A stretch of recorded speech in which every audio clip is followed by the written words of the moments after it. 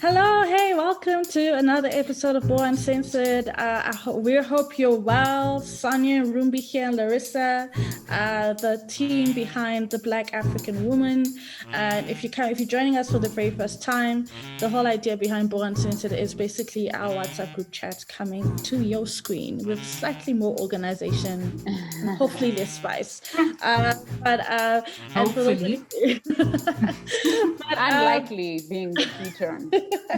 We're trying, guys. We're trying. With the Black African Woman, for those if you have not joined us before, if you don't know who the Black African Woman is, it was founded by the lovely Sonia D, and it is an organization, a movement for Black African Christian women, and it's geared at helping the Black African woman see herself right through Christ. And even beyond that, we hope that you feel seen, you feel heard, and you feel inspired. But our brothers, we still love you, Nate. Just join us too. So, if you're sitting with your girl, your sister, your wife, it's fine. Just join us. We'd love to hear from you too. We have brothers too, and we love them, but we'd really love to hear from you. So, ladies, how are you doing? All right, girl. All right. The energy, we are not sure. Hectic work day, but good. Yeah, one of those. Yeah. And for those of you, for sure. So we all have day jobs and we record at night. So it's like, yay, we hope the energy levels are cool. But today, what we really want to talk about is it's really the journeys that we've had, like coming to terms with the things that make us us, the things that make us uniquely us. And we're just going to be discussing that, like if it's been a journey or were some of us born just like, I'm fabulous and nobody can tell me anything else different. Or has it been a bit of a struggle and a walk, and then also, and marrying that and matching up to the fact that we are Christian women, and the word is very clear about how intentional God has been and is with his creation. And so that's generally the conversation we're going to have. So looking forward to digging in. As always, we always love to hear from you guys. Let us know in the comments here on YouTube or on Instagram. You can DM us. We're also on Facebook, and we also on our website. You can contact us. So we really look forward to hearing from you guys. So, ladies, how are you? Again, I've asked that to you. Excited to get this chat going. I'm scared. I'm scared.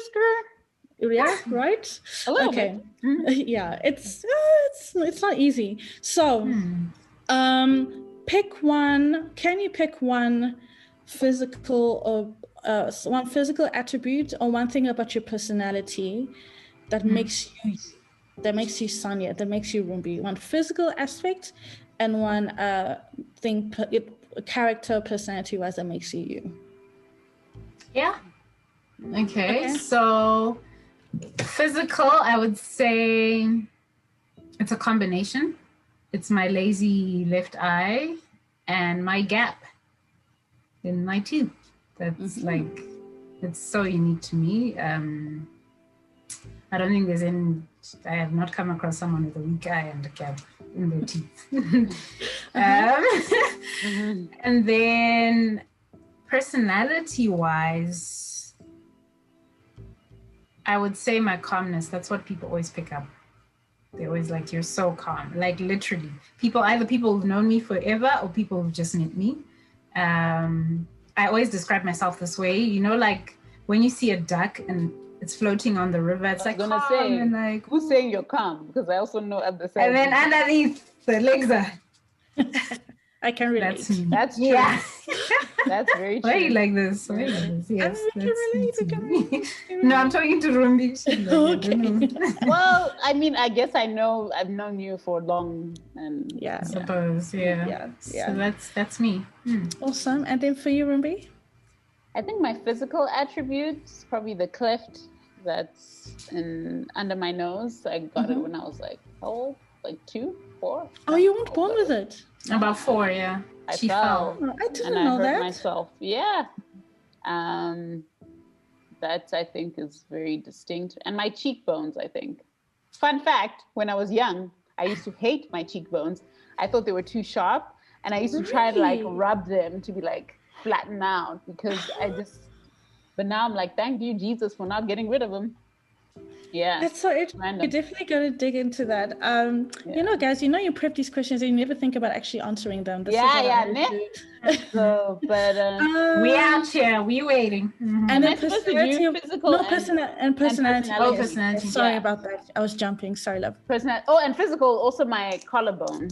It's very distinct. One child was like, "Ooh, what's wrong with you? You look sick," and I was like, "Geez, thanks." That was supposed to be a nice attribute. And personality, will probably that I break out in song, like at the most random things. I think most people know me for that. Like I can think of a song for any situation. And yeah, you can. I'm quirky and I'm kind of like, I like to keep it real. Mm-hmm. I think those are the things that people kind of know me for, or my personality personality traits. What about you, Miss? Personality traits. I said traits. I was trying to say attributes and traits, and then I decided to go with traits. Who asked you? Who asked guys, you? We're trying to work with the sisters, but we're trying, but like I don't know. That's how you know the love is real, because we like each other's traits, right? What makes you uniquely physically? It's random stuff. That's exactly the thing. I have this random horn. I don't know if you guys can see this in the camera, so it always makes it very interesting. I've got so my hairline is here, and I've got this piece of hair that sticks out. It's the hairdressers, every time they're braiding, they're like, what are we doing? Are we braiding it? Are we leaving it out? Like the 1 or 2 times I try adding a weave, because they got to sew everything in it. There used to be a drama. What makes him uniquely? It's your hair. It's like Poppington. But that's not unique to me. Like that's like a family trait. Like it's not. That's what we know you for. So okay, yeah. And I've got a lot of random scars. I've got a funny scar. I can't show it on camera, like where I got immunized as a kid. So most people have it here. Oh yeah. I have one here, and I've got a scar here. I don't know if you guys. I don't think you've ever noticed. I've never noticed. Really? But can you see it now? Nope. Now that you say it, yeah. So I was hit by a car when I was 10 or 11. Like, just throw that in there. So I was like, when we were living in Rwanda, like I ran across the road and I didn't look where I was going, and then bam, Risa ended up on but it wasn't hectic. My face was just really swollen for a little while, and then yes, I have a scar. So that's the physical attribute. But I'm fine, guys. I made it. I'm here. You're still here. And then what makes me unique? I guess it's how I think. And that's a personality trait, and what makes me uniquely me? This is what a lot of people say about me. I check on people a lot. Like I'm a mother hen, but not in a very soft way. I think Sonia can relate. Yeah. Like she I love won't be like, girl. How are you? Why are you quiet? What's going on? Is that a personality trait? That is a personality trait. No, it's not. Or it's something that you do that's uniquely about who you are. I wrote these personality questions. Is stressful because what's the difference between personality and character? Personality. We are. I think I'm actually an extra. Introverted extrovert. I'm an ambivert, definitely. I'm private, but I'm open. Sonia, what are you? Extrovert? No? I'm probably an ambivert also. I used to think I was an extrovert, but I have. I'm 1,000% introvert. I can live without people. Except this lockdown. Like it's different. Like you want to be able to, but like I really like people. I get tired. I get tired. For sure. Okay, so which part have you struggled with anything that you've mentioned here? Like, I guess we can pick one. So so and if you have, okay, let's talk about that. So which one of the aspects that you've talked about, like your physical or your personality traits, have you struggled with, and why? I would have to say my eye. So growing up, especially, as with kids, they'll be like, "What's wrong with your eye?" Because you're different. You look different. I used to get like bullied, laughed at. So for a very long time, like even with how I've done my braids, before I would have done it on this side so that I would hide. Oh yeah, see, you always used to. My eye. Yes, I would hide, The like swoop. do hairstyles. That Leah swoop. She learned from the best. She was like, "Baby girl, I'm sorry." But it was more to cover my weak eye, and I used to struggle looking people in the eye when I was speaking to them. Even recording this, I would probably not have done it because like watching myself back, I'd be like, "Oh my gosh, I look so weird, my eyes." So that's probably the thing I've struggled the most with. And Rumbi? Well, I guess I spoke about my cheeks. I used to try and like.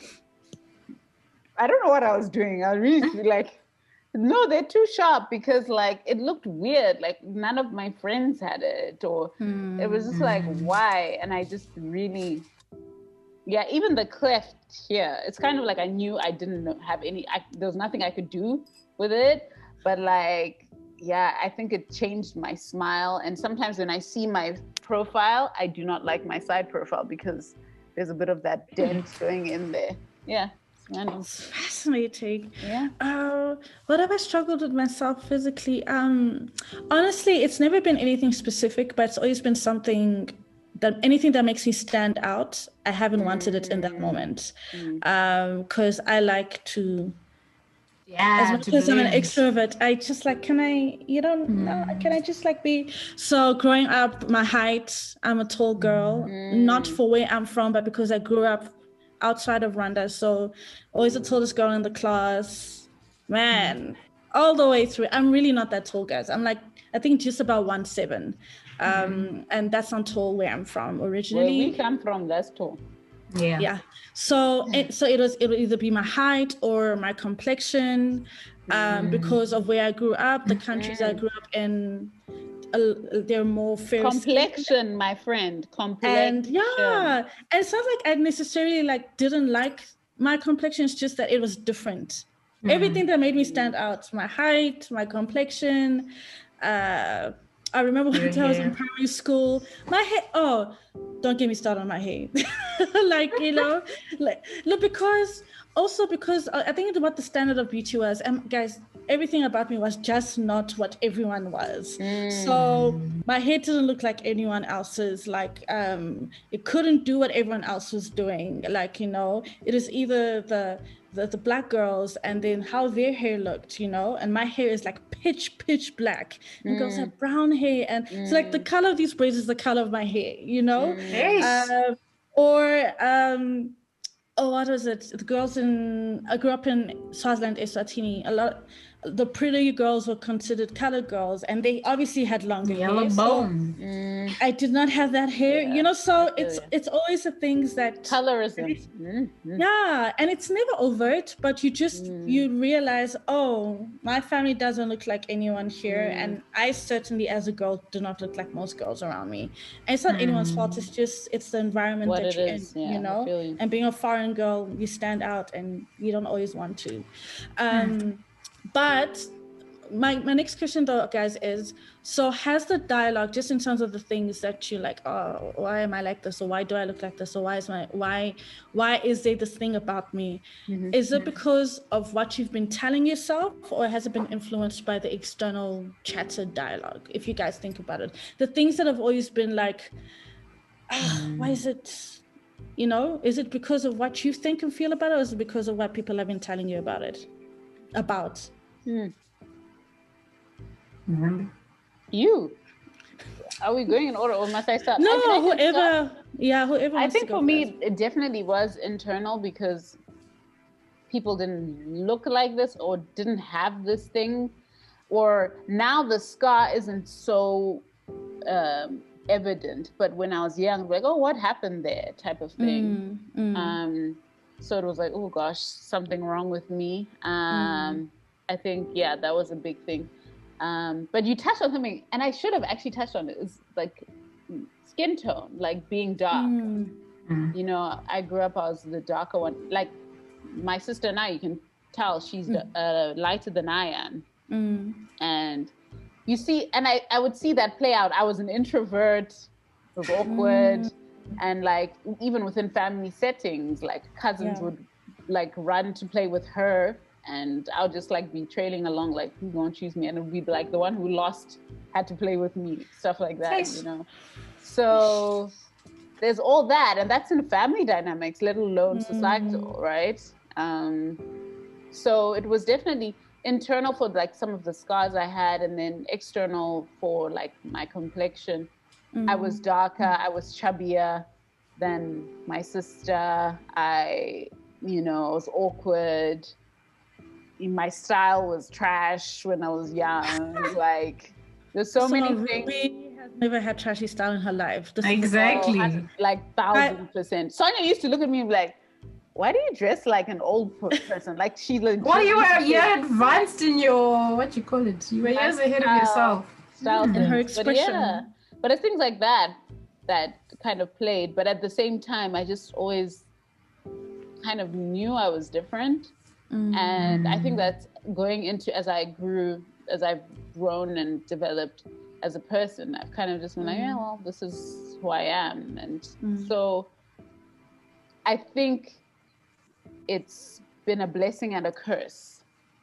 The curse being more so like not being like those around me, like, and feeling like what's wrong with me, but then a blessing in that I like being who I am. I like being different. I like the way I dress. I like the way I do things. I like, you know, I like who I am more and more. So yeah.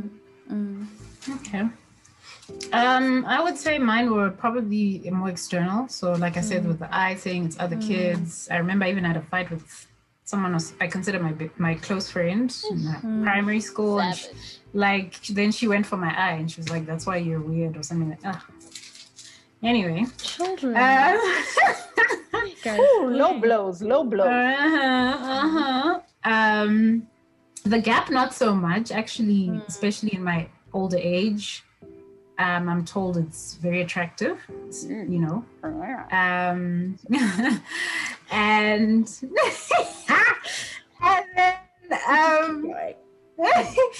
and then I would say in terms of my personality, you know, I was always told like, oh, Sonia, you're too nice.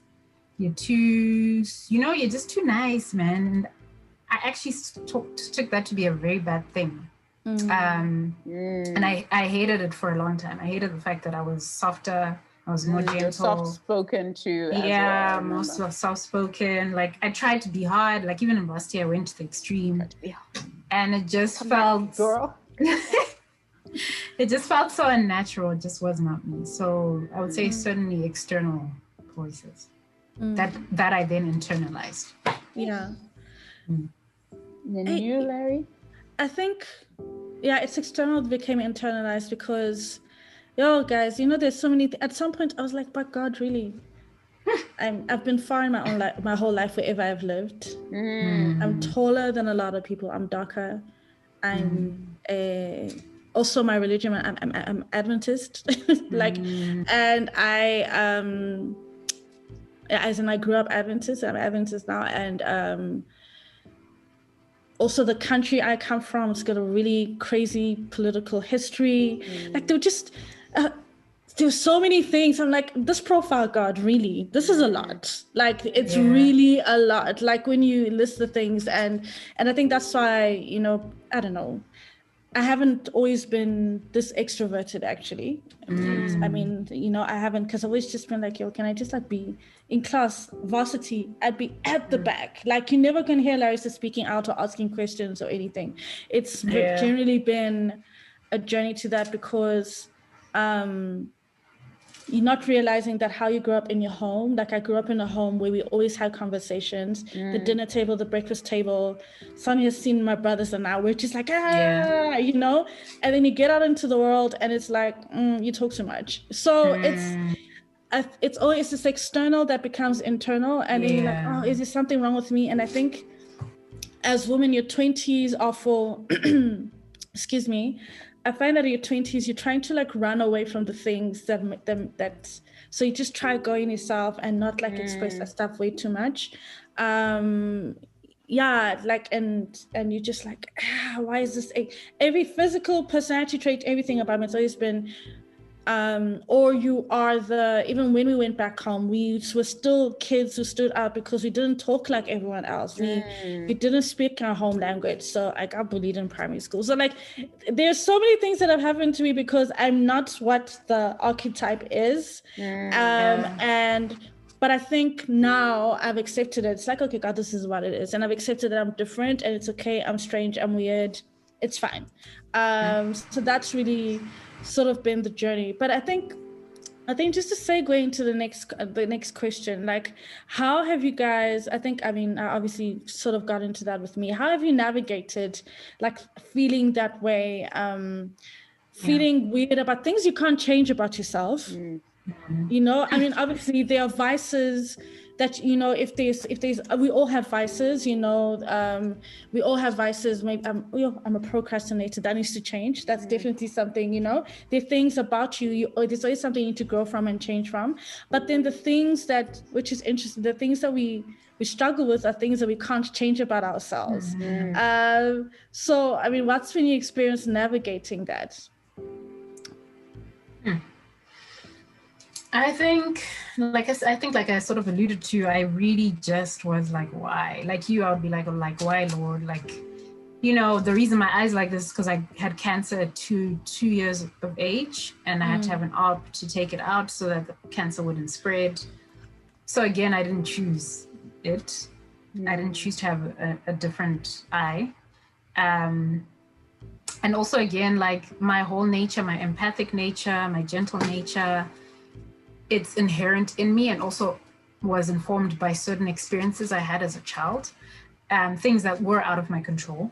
And I think for a long time, it was like, why me? Like the victim. Oh, you know, it's not fair. Why can't I be like this person? I was always looking at other people. Why can't I be like this person or like that? Why didn't I have this issue instead? And it really, I think, it started shifting when I started asking deeper questions of myself, or like saying, you know, why does this bother you so much? Do you love yourself? Do you think you are just as good as the next person, you know? And just grappling with those questions for a very long time. And then also changing the voices around me, what I listened to, what I read, what I watched, so that I was feeding more of the being you is awesome versus what's wrong with me. So I think that's sort of how I've navigated that terrain. For me, I definitely, journaling was like my thing. I had so many diaries, which I think my mom has read some. I'm not sure. Yep, I caught my mother. Hey, mother.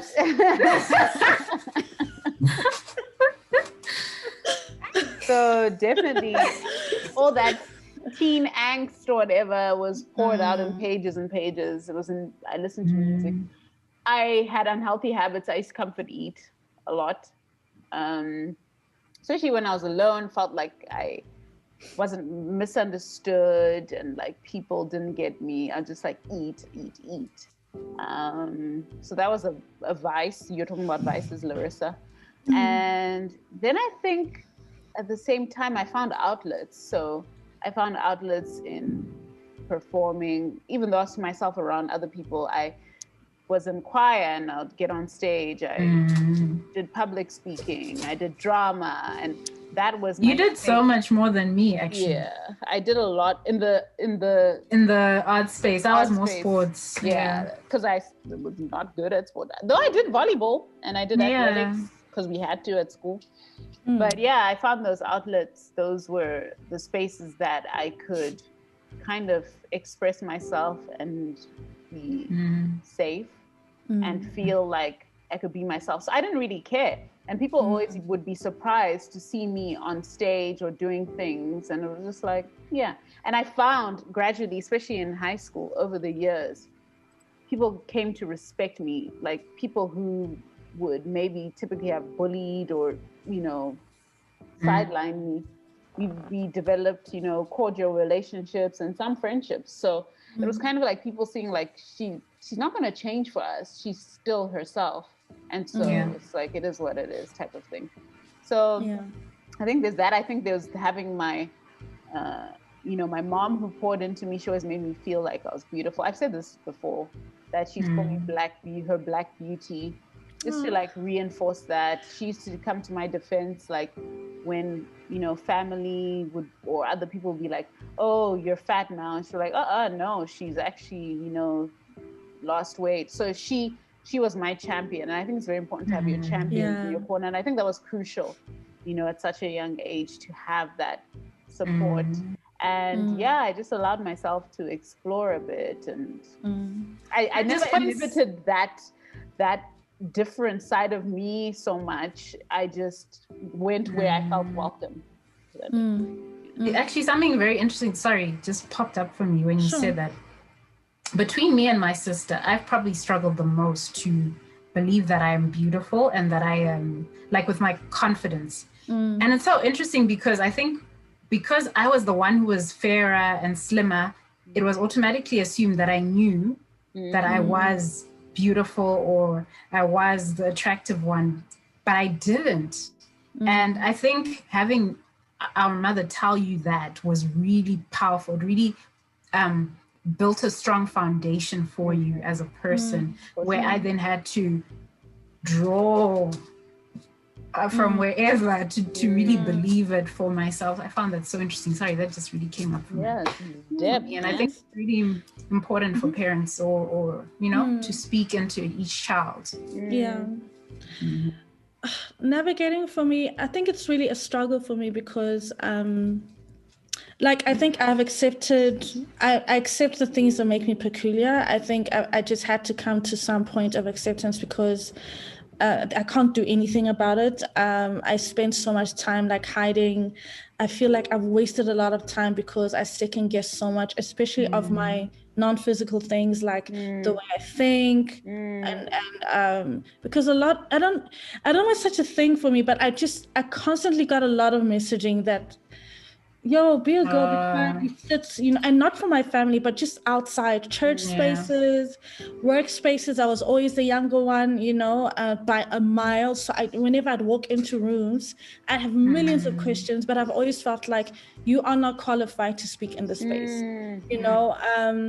and so that's why it's so hard for me. Like I feel like I need to have read 5 books before I ever say anything on anything, so, which I can't always do. You can't, So I've had to come to terms with it's okay. Like it's fine. It's fine. Some people love you, some people hate you. It's okay. Or some people won't understand you. It's okay. There's very little you can do about that.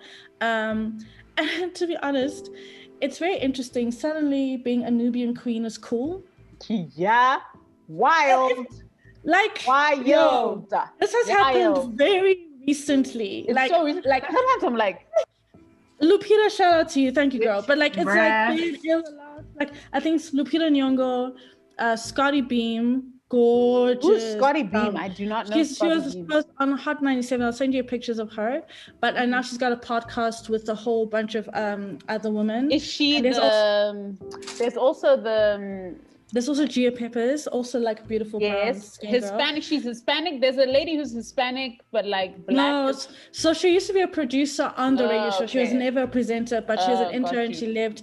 Now I'll send you guys pictures of her. She's so beautiful. So Kelly beautiful. Rowland for me has. Kelly Rowland. Yeah. Kelly Rowland, Ryan Destiny. Oh Gorgeous my goodness. girl. Gorgeous. Gabrielle gorgeous girl. Union. Ryan Destiny Who's- is from Stars. She's dating Keith Powers. We'll I send you don't know. pictures, I'll Sonia. send you Yeah, pictures, girl. she's really pretty. We'll She's send so What about gorgeous. the girl who plays Joan's mom in Mixed Dish? Oh, She's Tika gorgeous. Samta. She's Yeah. beautiful. Yeah. Gabrielle Union. Yeah. Ashley Blaine from Dear White People. Mm. I need to look her up. I haven't watched that show. She's the one with the braids. Oh yeah, you haven't watched the show. Sorry, I don't know why I'm Yeah, saying I'll that. have to look it up. But it's funny. I think I love you, Southern Africa, but where I'm from, complexion isn't that big an issue. Like I feel like in Rwanda, like we have our stuff. There are weird beauty standards and everything, but complexion, it's really It's your not a beauty thing. isn't. It's really your That's beauty is amazing. your beauty. You know. And I mean, it makes sense because of how colonization was in Southern Africa, you know, and yeah, it really makes sense. It's obviously a history to that. Obviously, in the States, it's a whole other thing, but it's so funny how things have flipped, and that has honestly given me confidence, you know, the fact that I'm like, oh, okay, so it's okay that I'm me. Okay, cool, sure, fine, I'll try catch up to that, you know. But also there's been so much work done, like even being a natural sister, like having braids, having short hair, having a natural hair out, like it's acceptable standard of beauty now. The variety and diversity, it's really helped. And then, you know, just to like really just bring it all in together, you know, how we talked about how it's so funny, the things that we don't like about ourselves are the things that we can't change. It's the thing that makes us uniquely us. And it's so interesting because God throughout the Bible just says, he says it so many times, Old and New Testament, about how intentional he was about his how man was created, and how just to read to you guys, like, so in Psalms 139 verses 13 and 14, it says here, for you created my inmost being, you knit me together in my mother's womb. I praise you because I am fearfully and wonderfully made. Your works are wonderful. I mean, if you've read the book of Psalms, you know, it's David sort of praising God for all that he's done, despite all of his scandalousness. But, you know, sidebar. Let's not go there. A man after God's heart. But anyway, and I found something super interesting. It says, I was reading, and it's, I'll get the words from, but fearfully in Hebrew, it says, with great reverence, it means heartfelt interest, it means with respect. Wonderfully means unique and set apart. So isn't it so? It's so interesting to me that we struggle with the things, and well, let me clarify that. We struggle with things that we cannot control, that God has clearly set out that we're meant to be. There's certain things about us, personality-wise, or gifts, or how we look, that God has been very intentional about. It's also interesting that the majority of us have struggled because the external has told us that those things that God made us is right. And, you know, and like with most spiritual things, it's always the warring between which voice are you going to hear, the voice of God or the voice of the streets, like, you know.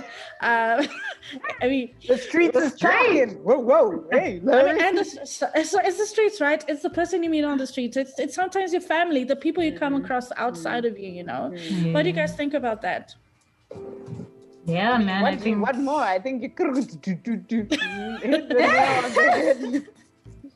I think it's. Sorry. No. Please go ahead. I was actually going to reference this article Richard Rohr wrote that I referenced in a blog post I did. It's called "Owning Your Ugly," and which we'll put in the details below. Yeah. And it says this. It says the sinner is actually one who does not love himself or herself enough. That's a phrase I really meditated on last year a lot. We do not see or admire the whole self. So we split and try to love the good self and reject the bad self. But Jesus told us to let the weeds and the wheat grow together until the harvest, lest we destroy the wheat by trying to pull up the weeds. And what did the church say? Amen. A whole word. So God, like for me, I think it's a human thing. It's a humanity thing. God loves us as He says, "Come as you are." He sees, when He says, "I love you," He's talking about everything: your faults, your weaknesses, your strengths, your gifts, everything. And He says you are fearfully and wonderfully made as that. We think fearfully and wonderfully made as like just the good stuff, but it's everything. And He doesn't say, go for even it. Speaking to Larissa, the verse you quoted, David, you know, all his ratchetness, the mess. He was a man after God's own heart. And it's like, and I think it's a thing we fail to understand as humans, is that God doesn't want us without our flaws. He loves us in spite of our flaws, because ultimately our redemption, our salvation is not coming of ourselves and in our works. And that is a thing that we do not fully grasp. All we grasp is like, I need to look perfect. I need to be this kind of person. I need to look like this and be, but it's really meant to humble us. So we realize like, oh God, you know me, I get tricky here. You need to step in and help me through this thing. And we just, this thing of perfection. Right. And also God gives us tools. He's never said that you do it alone. So why do you? It's just super strange because He's omnipresent, right? He sees everything. So why are we trying? Guys, I'm sure God looks at us as His children and He's like, you know, these people calm that down, have a seat. Like, you're not making sense. I can see everything. What is it exactly you're trying to hide? Why don't you want to talk to me about? Like, I'm here, you know? So it's super fascinating. And look, guys, we hope that what we said, we hope you can relate. We hope you realize you're not alone. I think being human, especially being women, I think we just go through so many, we overthink and we question a lot of ourselves. And unfortunately, we question things that I think God has really been intentional about us. And we've shared some thoughts, you know, and we pray that you are blessed by this. And we look forward to hearing from you, seeing you, maybe not in person because Corona, but in the comments, you know? Yes.